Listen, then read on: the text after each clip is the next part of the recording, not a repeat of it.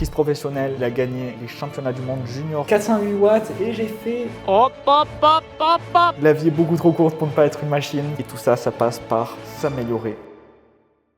La préparation pour la saison 2025 commence maintenant. Premier vlog de la chaîne où je vais vous prendre avec moi à travers mes séances pour préparer la saison 2025 cyclosportive, etc. Donc là, je suis sur le VTT car je n'ai plus de véloroute. Je change de véloroute en attendant le nouveau. Bonne nouvelle, je viens d'installer mon capteur de puissance. Donc j'ai de nouveau les watts pour pouvoir un peu calibrer tout ça. Hier, j'ai fait une sortie de 4 heures. Honnêtement, j'ai roulé beaucoup trop fort. Sans les watts, j'ai fait un peu n'importe quoi. Donc aujourd'hui, je suis bien cramé. Je suis parti pour une séance de 2h30, vraiment à basse intensité, tranquillement. Et cette semaine, on va faire des tests de performance. Je viens de croiser un Ineos, tiens. Donc test de lactate et un test de puissance sur 5 minutes. Allez, à bientôt, je finis la première sortie.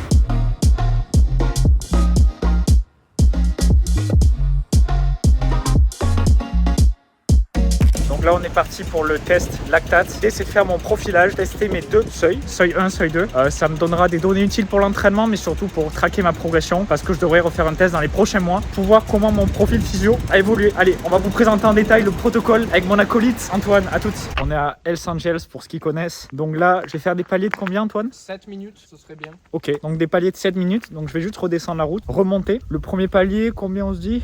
90. Donc premier palier 190 watts et après toujours on augmentera de 25 watts avec une mesure de lactate à la fin de chaque effort et ensuite on pourra mettre tous les points sur un graphe et on pourra analyser les résultats. Donc là il pleut beaucoup, on va essayer de vous faire des petits plans et sinon derrière on analysera tout ça ensemble et on va vous expliquer ce qu'on va en faire.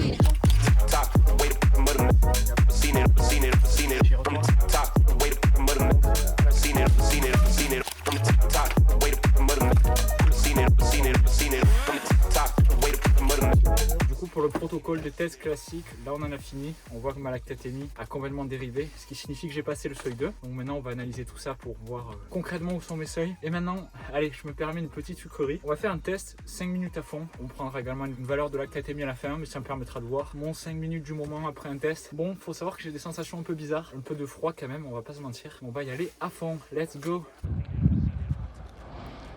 Hop, hop, hop, hop, hop. Jusqu'au bout, grand, allez. Ok, on vient de rentrer du test. Moi, je suis bien fatigué. J'ai fini avec le 5 minutes à fond. Tu avais annoncé combien de watts? J'avais annoncé 408 watts. 408 watts et j'ai fait... Non, je vous dis pas. Je vous le dis par la suite. On va d'abord analyser le test lactate. Donc, j'ai commencé à 190 watts. On a augmenté de 25 à chaque palier. Et c'était des paliers de 8 minutes environ. Et j'ai réussi combien de paliers là? Réalisé 8 paliers en tout pour finir à 365 watts. 365 watts. Donc, Antoine, concrètement, quel est mon seuil 1? Quel est mon seuil 2? Et qu'est-ce qui se passe concrètement à ce niveau-là? Pourquoi la courbe de lactatémie augmente comme ça à partir de 200? Ok, donc là, on a ton premier seuil aux alentours des 270 watts et ton second seuil aux alentours des 315 watts. On a une augmentation progressive de la lactatémie. Au début, on va être stable. Ensuite, la lactatémie va augmenter progressivement de manière un peu linéaire et c'est ce qui va marquer en fait la définition du premier seuil. Et ensuite, l'augmentation de la lactatémie va passer de linéaire à exponentielle. Les valeurs de lactatémie vont s'envoler littéralement. Et c'est ce qui va marquer la limitation en fait avec ton deuxième seuil. Donc voilà, aujourd'hui, premier seuil pour toi 270 watts aux alentours et second seuil aux alentours des 315. 272,5, j'y tiens au 2,5. Mais plus globalement, ça donne des repères pour calibrer les zones. Et surtout, moi, mon plus grand intérêt, ça sera pour pouvoir traquer mes progrès à travers le temps, sans forcément réaliser des tests à bloc, même si j'adore faire ça. Et ça permettra de voir l'évolution de mon profil physiologique. Donc je pense que dans combien de temps, ça serait judicieux de refaire ce test pour voir l'évolution de mon profil? Ce qui peut être intéressant, c'est de le faire à l'approche des premiers objectifs, voir comment l'hiver s'est passé. Pour toi, je dirais peut-être début mars,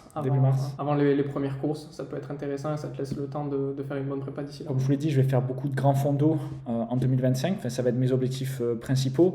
Et l'idée, c'est de tirer ce seuil 1 le plus loin possible, proche des 300 watts. Parce que théoriquement, en dessous de 272, je suis très facile en fait. Et je peux vraiment tenir extrêmement longtemps sans m'épuiser. Et bien sûr, tirer le deuxième seuil le plus loin possible. Parce que forcément, dès qu'on bascule au deuxième seuil, notre temps est compté avant l'échec. Et enfin, on arrive aux données sur Interval ICU, que le meilleur logiciel d'entraînement, pour ceux qui connaissent. Je confirme. Donc vous pouvez voir les paliers ici. Le 8 minutes, c'était les premiers tests. Vous pouvez mettre sur pause, vous voyez les différentes données. Et on a ici le test 5 minutes et j'ai posé 425 watts. Tu m'as fait mentir. Je l'ai fait mentir. Très bel effort, je confirme, parce que les conditions n'étaient pas réunies pour faire un bon test. Il faisait froid, il pleuvait, donc bravo à toi. Et puis les valeurs de lactatémie sont quand même exceptionnelles à la fin du test 5 minutes. Et ouais, on a atteint 17 17,4. 17,4. Après, il y a toujours une marge d'erreur à prendre en compte, mais non, ça reste quand même un très bel effort et une valeur très élevée. Excellent, c'est encourageant. On continue l'entraînement, on s'arrête pas. L'entraînement continue. Aujourd'hui, séance de seuil 2. Je vais faire 10 fois 3 minutes entre 300 et 320 watts. Donc juste en dessous, deuxième seuil qu'on a déterminé mercredi. Allez, je vous prends avec moi.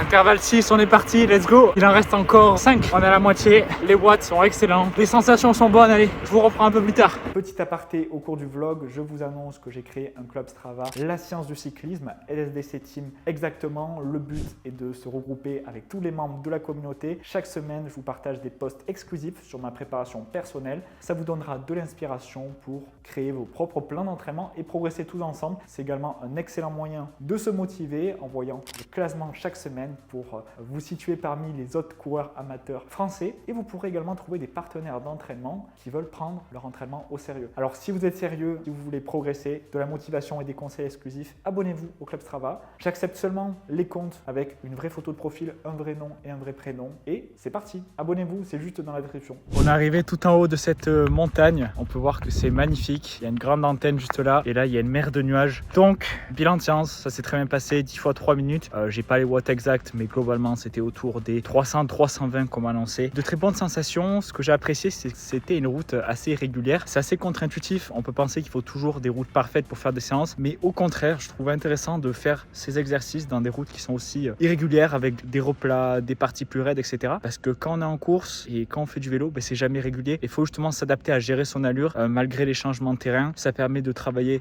dans différents angles articulaires. Et voilà, donc au final que du positif. Je reprends tout juste les séances d'intervalle, donc je trouve beaucoup plus judicieux de commencer avec des intervalles courts. C'est beaucoup mieux pour reprendre parce que pour 30 minutes de temps de travail, on va générer moins de fatigue que si j'avais fait 3 fois 10 minutes. Et surtout, ça permet d'avoir des intervalles beaucoup plus qualitatifs parce que par exemple, j'avais mal au bas du dos. Ça fait longtemps que je n'ai pas fait d'efforts de ce type. Donc ça permet de reprendre tranquillement, réadapter le corps et les muscles à travailler dans ces angles-là. Et petit à petit, j'irai augmenter la durée des intervalles pour ensuite aller chercher des intervalles plutôt classiques, des 8 minutes, des 10 minutes pour augmenter le temps de soutien autour du deuxième seuil. Voilà, allez, on rentre tranquillement, on évite d'attraper froid et à toutes. L'avantage de faire du VTT sur route, c'est que quand on arrive sur une route illégale, on peut contourner par les chemins. Le vlog continue. Aujourd'hui, on tourne un podcast. J'ai l'honneur de recevoir le légendaire Mathieu Lambert. Il m'a reçu il y a quelques mois chez lui sur son podcast Cyclisme Performance et aujourd'hui il passe sur ma chaîne et on va commencer par une petite dégustation. Donc c'est parti, petite dégustation d'une spécialité de Jérôme. Il faut que j'apprenne à vlogger, je fais un peu n'importe quoi mais on va progresser avec le temps. Donc écoutez, le podcast est sûrement sorti à l'heure où je vous parle ou il va sortir dans les prochains jours. Donc allez l'écouter directement et je vous dis bon appétit. Le vlog touche à sa fin, mais avant ça, je voulais vous toucher quelques mots pour vous expliquer la suite du projet La Science du Cyclisme. Qu'est-ce qui va se passer sur cette chaîne YouTube, qu'est-ce qui se passe en arrière-coulisses et vous donner un peu ma vision du vélo et ma vision pour ma saison prochaine. Donc déjà, je pense que vous l'avez compris, en 2025, je vais mettre les bouchées doubles vers les grands fonds d'eau pour ma pratique personnelle.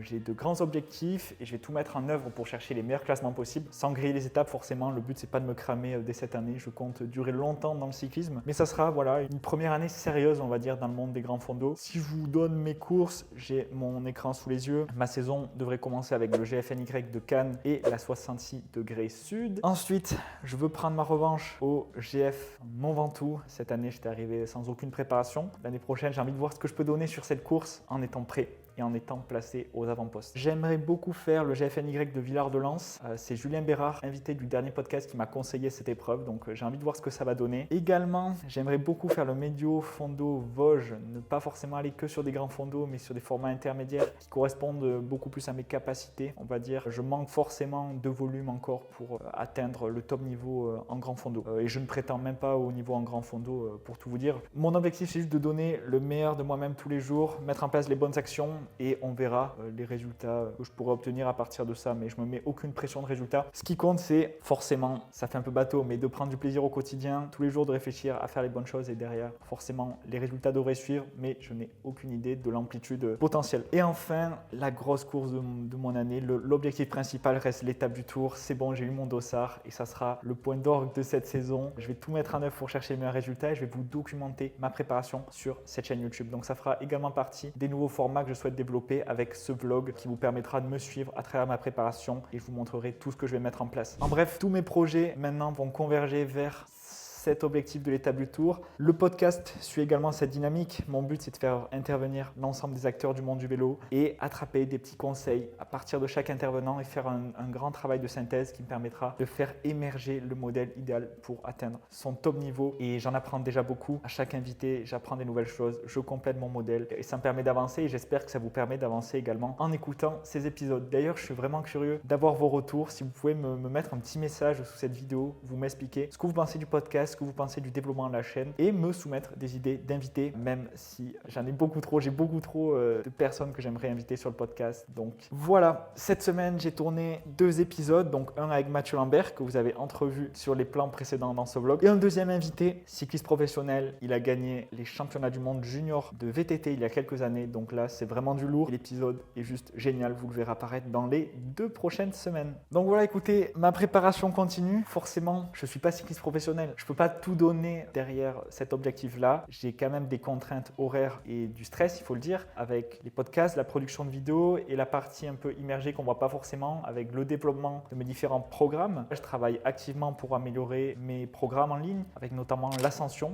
Vous êtes peut-être déjà membre de l'Ascension et de l'ensemble de ces programmes. C'est quelque chose que je vais continuer à améliorer pour vous aider à atteindre le meilleur niveau possible. J'ai également sorti un nouvel accompagnement avec mes 2 amis coachs, Antoine et Emeric Bardoula. Vous les verrez sûrement apparaître sur la chaîne de temps en temps. On a sorti un accompagnement pour aider les cyclistes à atteindre leur meilleur niveau sur médio, grand et ultra fondo. Cette semaine, c'était la phase de sélection où j'appelais les premiers membres intéressés. Et là, on est déjà une petite équipe de 10 à l'heure où je vous fais cette vidéo. Ça risque d'augmenter forcément dans les prochains jours parce que je vois qu'il y a beaucoup de demandes, beaucoup d'engouement autour de ce projet et je suis vraiment très heureux de la sélection pour cette première édition. Donc vraiment hâte de commencer à les entraîner, à les coacher. Le projet est assez simple, c'est 6 mois de suivi intensif sur tous les aspects de la performance pour les amener le plus loin possible sur la saison prochaine. Donc voilà, avec l'ensemble de ces projets, c'est quand même beaucoup de stress, beaucoup de temps de travail, donc je ne peux pas m'entraîner à 100% pour le moment. Il y aura des phases où je libérerai un peu de temps de travail pour augmenter le volume sur le vélo. C'est un peu frustrant à Gérone parce que c'est génial pour rouler. C'est une ville tout simplement incroyable si vous voulez faire du vélo, du gravel. En ce moment, je roule exclusivement sur mon VTT en attendant d'avoir le nouveau vélo route. Donc je fais une forme hybride entre gravel, chemin VTT, vélo route et c'est juste magnifique. Je pense aussi, pourquoi pas la Traca 100 km qui a lieu justement à Gérone et quelques autres épreuves parce que je trouve génial d'aller en dehors des routes. Ça permet aussi de développer des capacités techniques qui sont moins nécessaires sur la route et on éprouve aussi beaucoup plus de plaisir et je pense que ça va me faire durer beaucoup plus longtemps sur le long terme. Donc je souhaite rester sur cette dynamique-là. Et après, forcément, je veux continuer à progresser, à atteindre mon meilleur niveau. La vie est trop courte pour ne pas être une machine. Ça a été la réflexion de la semaine. C'est juste génial en fait d'avoir des super sensations, de se sentir voler dans les bosses. Certes, de souffrir, mais d'avoir une souffrance qui est justifiée par une vitesse moyenne élevée, par des sensations grisantes. Bref, ma passion pour le vélo n'a jamais été aussi importante, je dirais, et j'ai vraiment hâte de continuer dans cette dynamique et d'atteindre mon meilleur niveau. Parce que je veux vraiment pas passer à côté de ça. La vie est beaucoup trop courte pour ne pas être une machine. Ça va être un peu ma citation, je pense, ma citation préférée. Et surtout, voilà, le vélo, il y a beaucoup de choses à découvrir au-delà de l'aspect performance physique. C'est un sujet qu'on a abordé avec Julien Bérard la dernière fois. Avoir ces capacités, ça nous sert à découvrir des paysages incroyables, à faire des sorties très longues pour pouvoir découvrir de nouvelles routes, de nouveaux chemins. Et c'est fait pour ça. Donc s'entraîner, c'est très bien. S'entraîner pour faire des courses, c'est génial. Je vous encourage dans cette dynamique, mais ne vous déconnectez jamais du but premier du vélo, qui est la découverte, également l'aspect social, rouler avec des gens qu'on apprécie, passer des journées inoubliables et tout ça, ça passe par s'améliorer pour prendre beaucoup plus de plaisir. Donc voilà, je suis un peu bavard aujourd'hui, je vais vous laisser pour ce premier vlog et je vous dis à la prochaine pour un nouveau podcast, nouvelle vidéo, bref. Abonnez-vous à la chaîne YouTube pour ne rien rater et donnez-moi tous vos retours dans les commentaires.